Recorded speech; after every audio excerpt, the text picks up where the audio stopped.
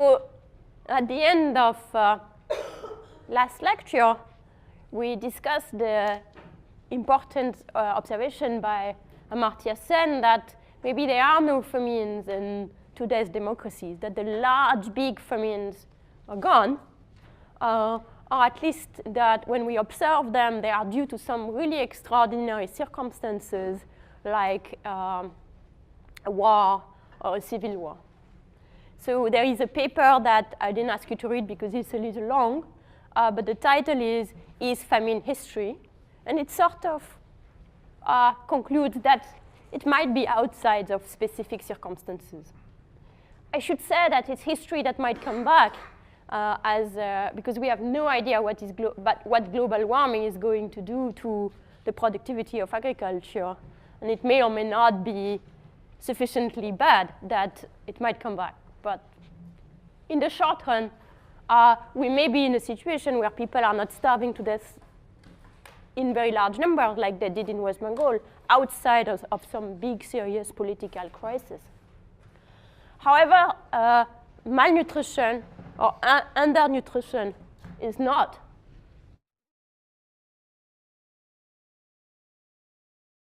The Food and Agriculture Organization that's based in Rome is in charge of trying to monitor people's situation. They try to estimate how many people are they call hungry. So they give periodically a number of the number of hungry people in the world. And not long ago, they came up with 1 billion. And that number, if you've seen, has been all over the newspaper, 1 billion hungry people in the world. To be completely honest, I have not fully understood how they compute the number of hungry people in the world. Because I suppose you could ask them, but I don't think this is what they're doing. I think they are trying to estimate a calorie requirement that people might need to fit. And the question is, do we really know what's a calorie requirement? And the answer to that is no. We don't really exactly know what's a calorie requirement. So maybe this notion of what's a hungry person is a little bit more hazy than I'd like it to be. But there are certainly a lot of people who look very skinny. So do you know what the body mass index is? The body mass index is your, sorry, go ahead. 730 times your height divided by your weight squared. 730, I didn't know about that 730. I think it's your weight divided by your height square in meter. Oh, that's maybe the 730 coming from. It's your weight in kilograms divided by your height in meter square. So sometimes I'm trying to think that this means that we are trying to elongate the person over a square meter and seeing how fat that rectangle would be. So that's the BMI. Do you know what's the threshold for the BMI is? 18.5. So 18.5 is undernourished. And there is a large number of people, it comes in the slide a little below, who are undernourished by this standard.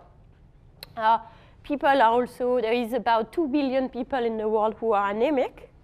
That means they don't have enough hemoglobin in their blood. Not all of anemia is due to poor nutrition, but it's estimated that maybe half of this is due to iron deficiency anemia. So it's a deficiency in one particular micronutrient, which is iron. So that's about 1 billion people who are anemic due to some deficiency in iron in their diet. Either deficiency in iron or difficulty in absorbing the iron. A lot of these anemic people is in India.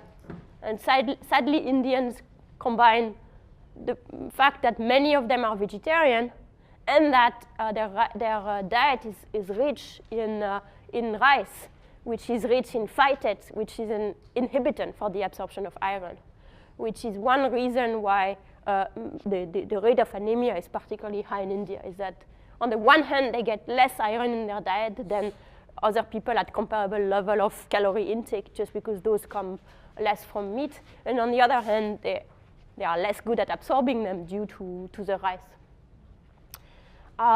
There was a large increase in food prices in 2006.